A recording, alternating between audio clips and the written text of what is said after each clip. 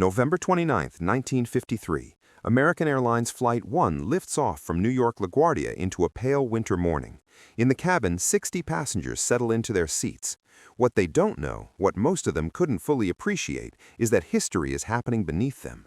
4 Wright R3350 duplex Cyclone engines are turning.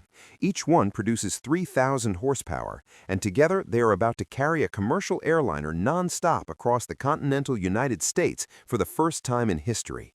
The aircraft is the Douglas DC-7.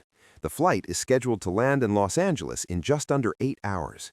What felt like the future had actually arrived, and somewhere below the clouds, as that aircraft tracked westward over America, the men who built it, the engineers at Douglas Aircraft Company in Santa Monica, had no idea they had just delivered the last great expression of a technology the world was already preparing to discard.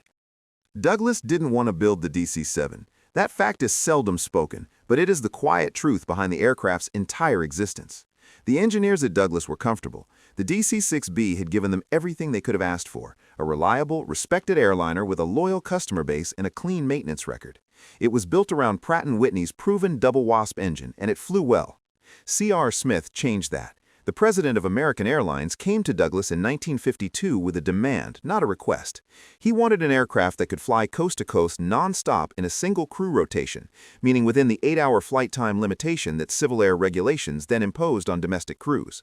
He placed an order for 25 aircraft at a total price of $40 million, a figure specifically calculated to cover Douglas's development costs. Douglas had no choice but to begin. The engineers extended the DC-6B fuselage by 40 inches, kept the same wingspan, and turned to Wright Aeronautical for a more powerful engine, the R3350 duplex Cyclone in its turbo compound configuration. Pratt & Whitney had nothing suitable to offer. The turbo compound was a remarkable piece of engineering, recovering exhaust energy through 3 power recovery turbines per engine and feeding that energy back into the crankshaft. It produced 3,000 horsepower and pushed the DC-7 to a maximum speed of 410 miles per hour. On paper, it was the most powerful piston airliner engine ever fitted to a commercial transport. In practice, it was a problem they would never fully solve.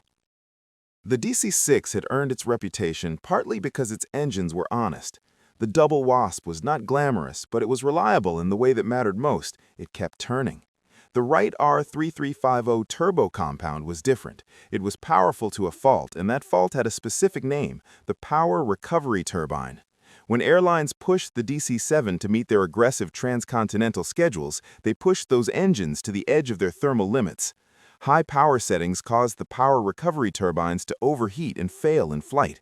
Engine failures meant diversions. Diversions meant delays. Delays meant lost revenue and lost reputation. The irony was precise and unforgiving. The very schedules the DC-7 had been built to achieve were the schedules that were destroying its engines. Not every operator suffered equally. Swiss Air, which operated 5 DC-7C aircraft on its transatlantic routes, took a different approach. Rather than running the engines at their limits, Swiss Air's maintenance philosophy involved careful, conservative power management, what airline executive Morton Beyer later described simply as babying the Wright engine. The result was a dramatically better service record. Carriers that competed on speed and pressed the engines hard retired their DC-7s first. Those that managed power carefully found the aircraft would serve them well. The lesson was uncomfortable. The DC-7's reliability was not an engineering absolute. It was a function of how you chose to operate it.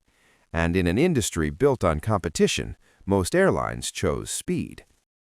By 1955, the DC-7B was in service with Pan American, extending the type's reach with additional fuel in saddle tanks mounted in the enlarged engine nacelles. Each nacelle tank carried 220 U.S. gallons. Pan Am's DC-7Bs began scheduled transatlantic service in the summer of 1955, operating New York to London or Paris 1 hour and 45 minutes faster than the Boeing 377 Stratocruiser they replaced. But the westbound Atlantic crossing remained elusive. Prevailing headwinds from Europe back to New York regularly pushed fuel consumption beyond what the DC-7B could sustain with a commercial payload. Non-stop westbound service was possible occasionally, but not reliably.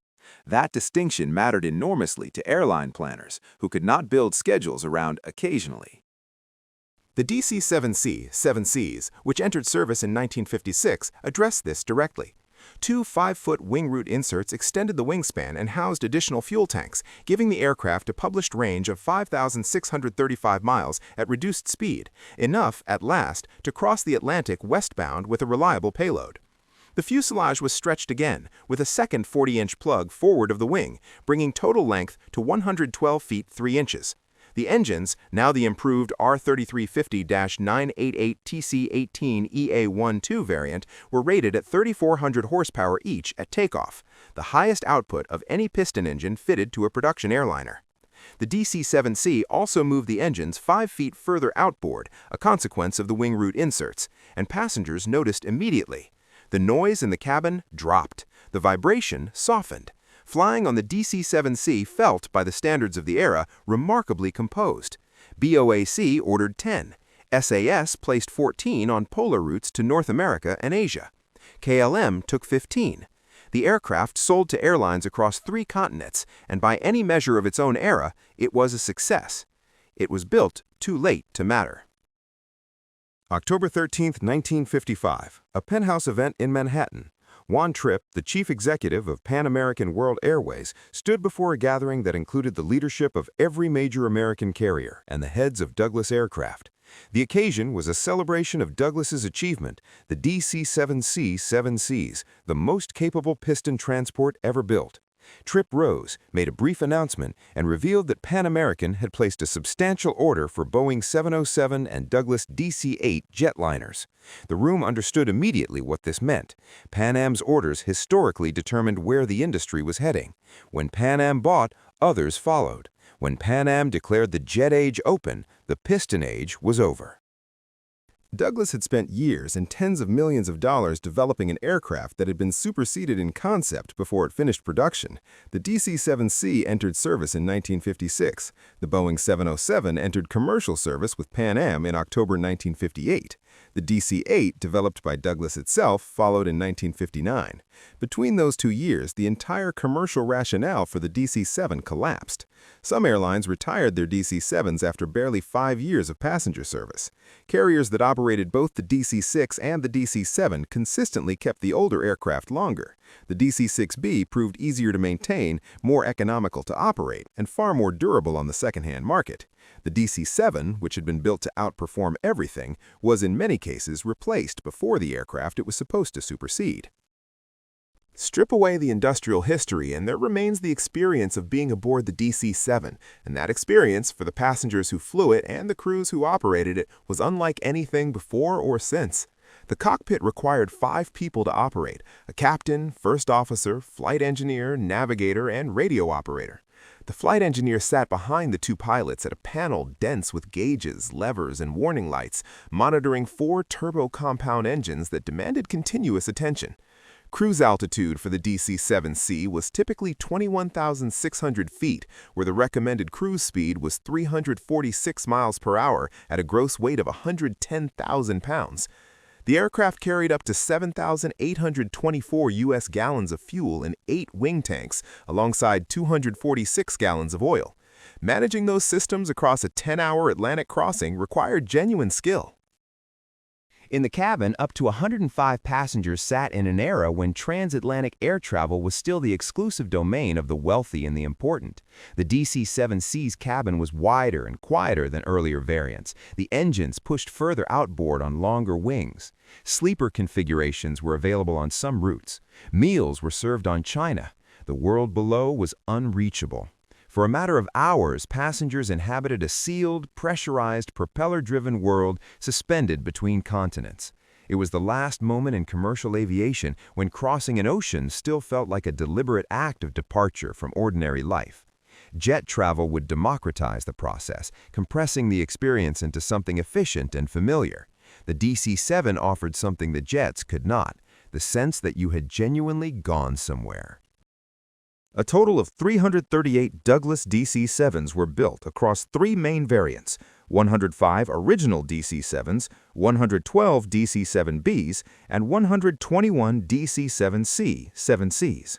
Production ran from 1953 to 1958, a span of just 5 years from first flight to the end of the line. For comparison, the DC-6 remained in production longer and survived in commercial service decades further into the future. Beginning in 1959, Douglas began converting DC-7s and DC-7Cs into DC-7F freighters, fitting large cargo doors fore and aft to extend their commercial usefulness. Some aircraft found roles in cargo operations, charter work, and eventually aerial firefighting, dropping retardant on wildfires across the American West into the early 21st century. The last of the type, a fire tanker operating in Oregon, made its final flight in October 2020, 67 years after the prototype first flew. No DC-7 remains in commercial service today. Unlike the DC-3, which still flies revenue cargo routes in remote corners of the world, and unlike the DC-6B, which maintained a small but active operator base well into the 21st century, the DC-7 left service completely. The engine that powered it, the Wright R3350 in its turbo compound form, has no living successor in commercial aviation. The knowledge of how to operate it, manage it, and nurse it through a long overwater crossing belongs now to the handful of engineers and pilots old enough to remember. The DC-7 was the answer to a question the industry had already stopped asking. By the time it could cross the Atlantic reliably, the argument for crossing the Atlantic by propeller was already lost. By the time it achieved the non-stop transcontinental range American Airlines demanded, the men planning the next decade of aviation were sketching aircraft with no propellers at all. What it felt like to fly the DC-7, really fly it, as crew or as passenger, was to inhabit a world at the precise moment of its ending.